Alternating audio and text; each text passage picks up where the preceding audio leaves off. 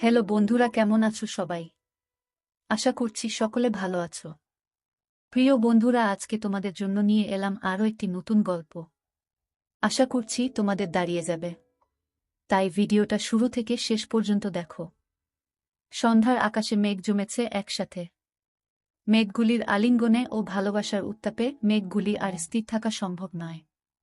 অঝোর ধারায় বৃষ্টির নামে কল কল করে নিচে পড়ছে। বৃষ্টির সাথে মানুষের অনেক মহব্বত আছে, একটি আকর্ষণ আছে। গম্ভীর হয়ে যায় মন, প্রেমিক প্রেমিকার মন ছুঁয়ে যায় অজানা এক আকর্ষণীয় লোভাতুর চাওয়ায়। আমি 23 বছর বয়সের যুবক। আমার আজ মনটা কেমন করছে। বারান্দায় বসে বসে নিতর দেহে বৃষ্টির খেলা দেখছি। মন জুড়ে চিনচিন করছে। বড়ই একা লাগছে। কিছু একটা আমার নেই। আমার কিছু একটা চাই। ভাইয়া, কি করছিস? আমি হম্বিতম্বি করে চেয়ে দেখি আকাশি নীল টি শার্ট পরে আমার গা ঘেঁষে দাঁড়িয়ে আছে আমার ছোট বোন কান্তা। আমি মুখ তুলে বলি, বসে আছি, বৃষ্টি দেখছি। তা আমি দেখছি ভাইয়া, কিন্তু তোমাকে খুব বিষণ্ণতা, একাকিত্বের ভেতর ডুবে থাকা মনে হচ্ছে। তোমাকে আমি অনেকবার বলেছি, জলি আপার আহ্বানে সাড়া দাও। জলি আপা তোমার জন্য পাগল। দুইজনে বসে বৃষ্টির খেলা দেখতে খুব মজা পাবে। কান্তা আমার 2 বছরের ছোট, ভীষণ চটপটে হাসিখুশি মেয়ে। পাতলা গড়নের লিকলিকে শরীর। যেমন সুন্দরী তেমন লেখাপড়াতেও খুব ভালো। আমি জীবনেও কান্তার সাথে কথায় জয়ী হতে পারি না। কান্তা কথার সাথে কথা মিলিয়ে খুব সাবলীলভাবে কাবু করে দেয়। আমাদের মাঝে খুব মিল। ভাই বোনের সম্পর্ক হলেও তুই তুকারি সম্পর্ক। বাহিরে গেলে কেউ বুঝতেই পারে না যে আমরা ভাই বোন। সবাই মনে করে বন্ধু।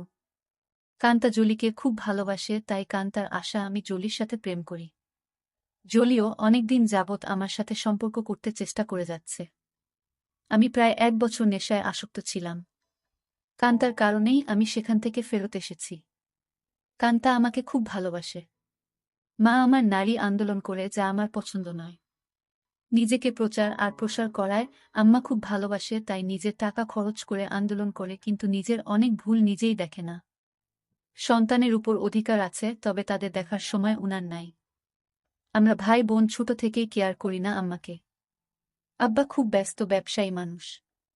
তিনি আমাদেরকে টাকা দিলেই সব দায়িত্ব শেষ, এমন ধারণা পোষণ করেন। দেশ বিদেশ ঘুরে বেড়ায়। মা বাবার মধ্যে তেমন কেমিস্ট্রি আছে বলেও মনে হয় না। আমরা দুইজন নিজেদের ভুবন সাজিয়ে রেখেছি। আড্ডা মারা, বাহিরে যাওয়া, ঘুরে বেড়ানো সব আমরা একসাথেই করি। কান্তা আমার ঘাড়ে হাত রেখে বলে, ভাইয়া, জুলি আপা খুব ভালো মেয়ে। তোমাকে সুখী রাখবে। হ্যাঁ বলে দাও। আমি ফোন করে দেই, দেখবে এই বজ্রপাতে কাক ভেজা শরীর নিয়ে তোমার কাছে হাজির হয়ে যাবে। কাকা ভেজা শরীর দিয়ে আমি কি করব? কি বলো ভাইয়া, মোস্ট রোমান্টিক দৃশ্য হল মেয়েদের ভেজা শরীর। তুই এত কিছু জানিস কি করে? কেন ভাইয়া, আমি কি ফিডার খাই? আমি এখনো বাচ্চা নাকি? তুই কি কারোর জন্য ভিজিস নাকি? ভাইয়া, সিরিয়াল আছে না? তুমি শুরু করলে আমি চেষ্টা করতাম। তোমার জন্যই আমি কিছু করতে পারছি না। তোরে কে বাধা দিচ্ছে? যা খুশি করো। কি বলো? বিয়াদবি হয় না। দুনিয়াতে তুমি আগে আসছো, তাই তোমার আগে কিছু করতে হবে। না রে, আমার এই কমিটমেন্ট খেলা ভালো লাগে না। মা বাবার আচরণ দেখে এই খেলার প্রতি মন নেই। ভাইয়া, সেটা তাদের ব্যাপার। তাই বলে কি আমরা সেটা দেখে এখন নিজেদের কষ্ট দেব? ওদের মাঝে ভালোবাসা ছিল, আর সেটার প্রমাণ তুমি আর আমি। বাবা গরিব ছিল, তাই টাকার অভাব দূর করতেই টাকার প্রতি আগ্রহ বেশি। আম্মা আব্বার জন্য ঠিক নয়। তাই বলে কি আমরা ভুল করব? এত কিছু ভাবিস কি করে? তোর কেউ থাকলে বলো, বিয়ে দিয়ে দেই। ভাইয়া, আমি তোমার চিন্তা করি। তুমি এত হ্যান্ডসাম একজন মানুষ, আর তোমার গার্লফ্রেন্ড নাই। কি করে হয়? তোমার দিকে সব মেয়ে চেয়ে থাকে হা করে, তুমি কি জান? তাই তুই কি এই সব দেখে বেড়াস নাকি? আমি হয়তোবা দেখতে ফানি কার্টুন, তাই সবাই দেখে। না ভাইয়া, তুমি ফানি না, তুমি তাদের কাছে হানি। ওরা তোমায় দেখে দেখে গিলে খায়। যা কি বলছিস? ভাইয়া, তুমি আসলেই খুব হ্যান্ডসাম, কিন্তু সেই ফিগারটাকে কাজে লাগাচ্ছ না। ইচ্ছা করলে অনেক মজা করতে পারো। কি করে? একটু এফোর্ট দাও, দেখবে প্রতিদিন তুমি বেড ডেটিং করতে পারবে। তুই কি করছিস নাকি এসব? আমি কোথায় পাব? কেউ আমাকে পছন্দ করে না। সবসময় তোমার সাথেই থাকি। অপরিচিত সবাই মনে করে তুমি আমার বয়ফ্রেন্ড। ভাই বোন হলেও তো আমরা ফ্রেন্ডের মতোই চলি। ফ্রেন্ডের মতো, কিন্তু বয়ফ্রেন্ড না ভাইয়া। তবে তুমি আমার ভাইয়া না হলে জোর করে হলেও তোমাকে বয়ফ্রেন্ড বানিয়ে নিতাম। যে কোনো মেয়ে তোমার জন্য পাগল হবে ভাইয়া, বলে আমার পেছন থেকে আমার গলা পেঁচিয়ে ধরে। আমি বাধা না দিয়ে বসে থাকি। আর কান্তা আমার বুকে হাত বুলিয়ে দিয়ে বলছে, জলি আপা তোমার এই সুটাম দেহের পাগল ভাইয়া। হাত বাড়িয়ে দাও, এনজয় করো। কান্তার হাত যেন থামছেই না। আমার শরীরে তৈরি হচ্ছে এক ধরনের কেমিস্ট্রি। চোখ বন্ধ হয়ে আসছে আরামে। আমি হাত ধরে ছাড়ানোর চেষ্টা করে বলি, কিরে তোর কি হয়েছে? তুই কি জলি হয়ে গেছিস নাকি? যেভাবে হাত দিচ্ছিস যেন তুই নিজেই জলি। কেন ভাইয়া, আমাকে কি জলি আপা মনে হচ্ছে? আমি তো জলি আপারও মতো না।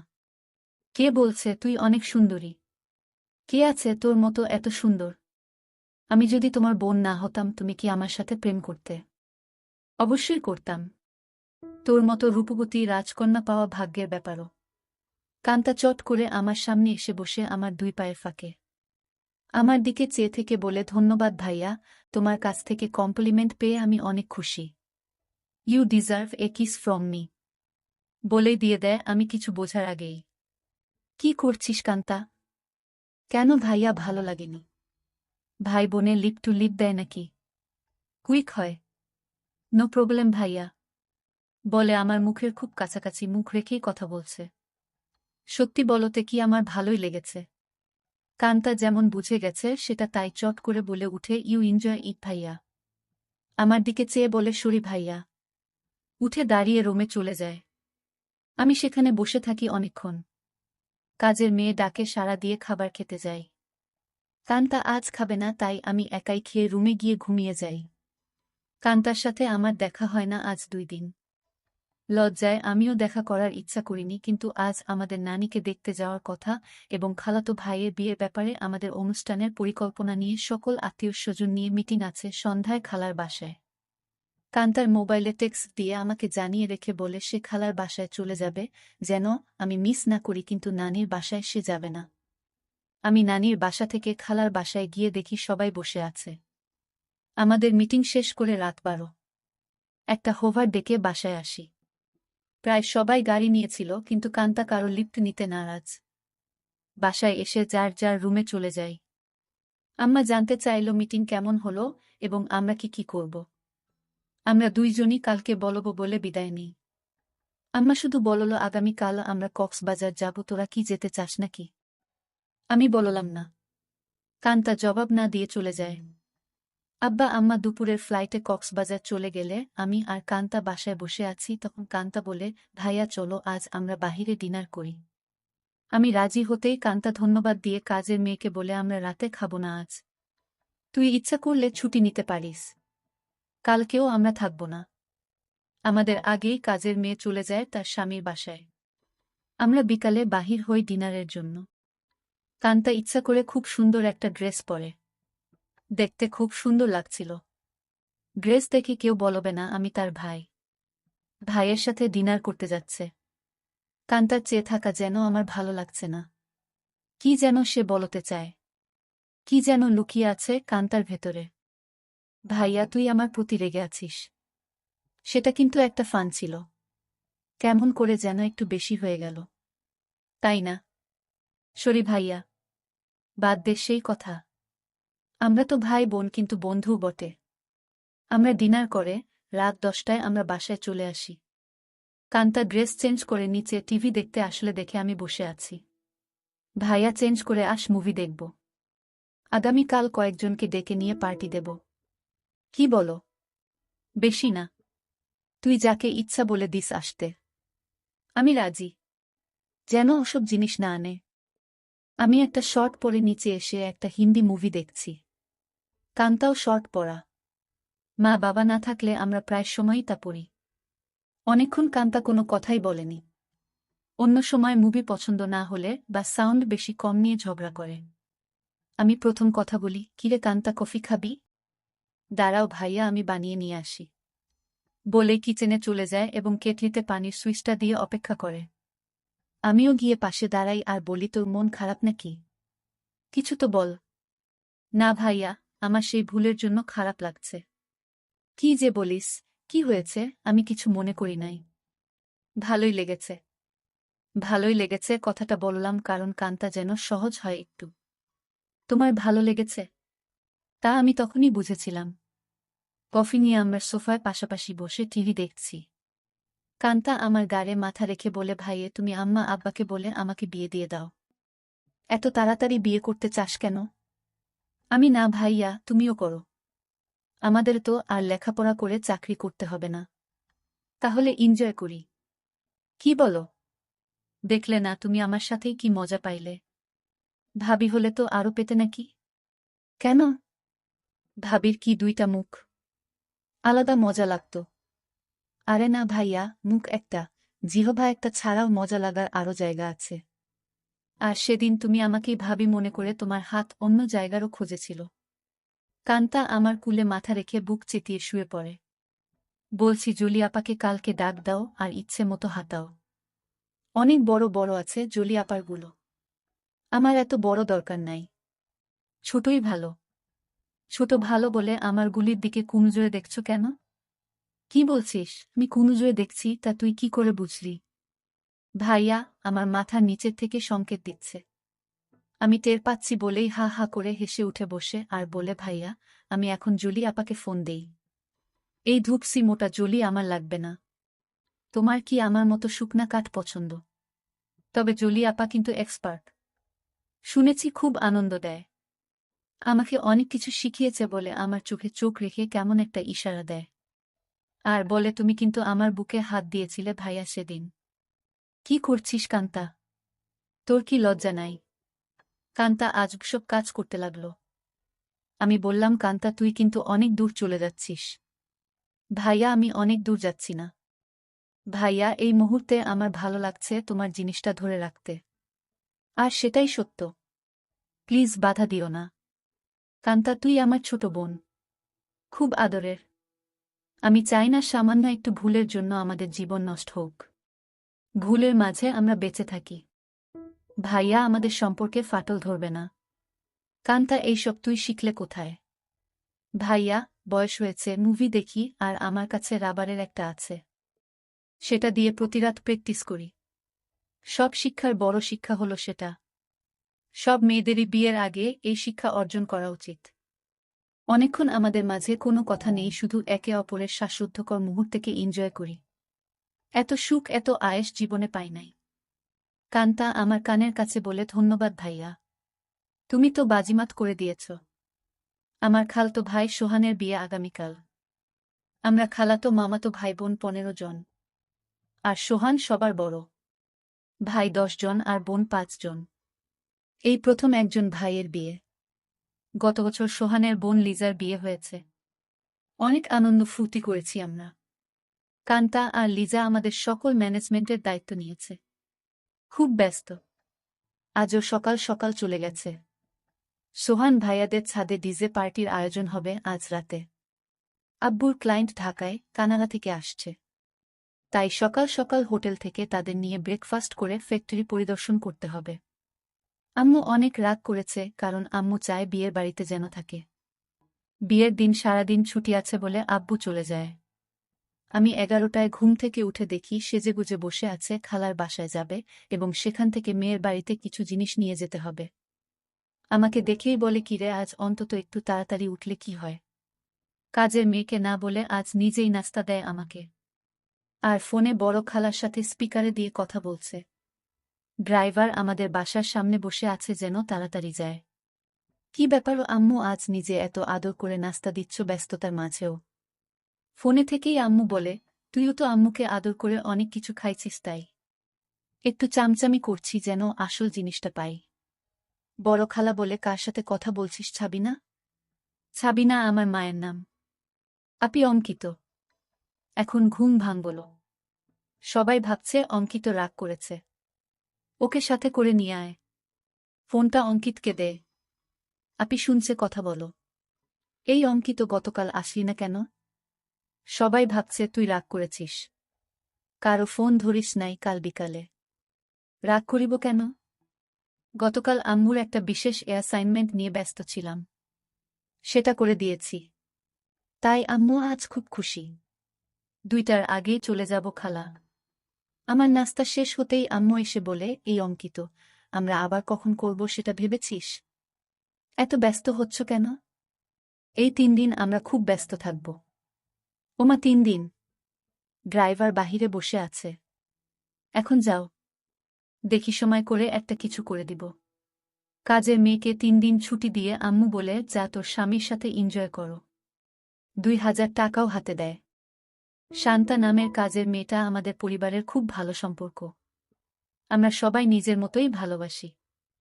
শান্তা বলে, আমি আগামীকাল বড় খালার বাসায় যাব, কথা হয়েছে। আমি খালাকে বলেছি কাজে সহায়তার জন্য।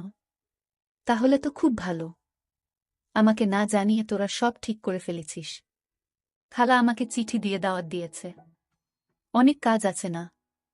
সোহান ভাইয়া অনেক ভালো মানুষ, তাই উনার বিয়েতে সাহায্য করতেই হবে। ঠিক আছে, যা। বাহিরে ড্রাইভারকে গিয়ে বলো আমার 5 মিনিট লাগবে। তুইও দাঁড়িয়ে থাক, তোকে নামিয়ে দিব। আমাকে আম্মু বলে, অঙ্কিত একটু উপরে আয় তো তাড়াতাড়ি বলে সিঁড়ি দিয়ে চলে যায়। আমি উপরে যেতেই আমার বলে, অঙ্কিত যেতে মন চাইছে না। তোর সাথে এনজয় করতে মন চাইছে। এখন যাও, কথা দিলাম আজ সন্ধ্যায় কিছু একটা করে দিব। সত্যি দিবে তো, নাকি জোয়ান মাইয়াদের পেয়ে আমাকে ভুলে যাবি? আমার শিরায় শিরায় আগুন জ্বলছে। কথা দিলাম ডার্লিং। আজ অনেক দিন পর আমার শখের বাইকটা বাহির করে ঠিক সময় খালার বাসায় পৌঁছে যাই। বাড়িটা খুব সুন্দর করে সাজিয়েছে। গুলশানে এমন 3 তলা বাড়ি আর সামনে পেছনে বাগানওয়ালা বাড়ি খুব কম। এক পাশে বাবুর্চিখানা বানিয়েছে। সেখানে মিতু আপা দায়িত্বে। যার যা দরকার মিতু আপা অর্ডার করে।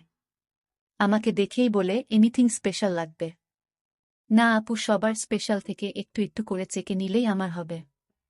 ভেতরে ঢুকেই কান্তার সাথে দেখা। ভাইয়া এসেছিস?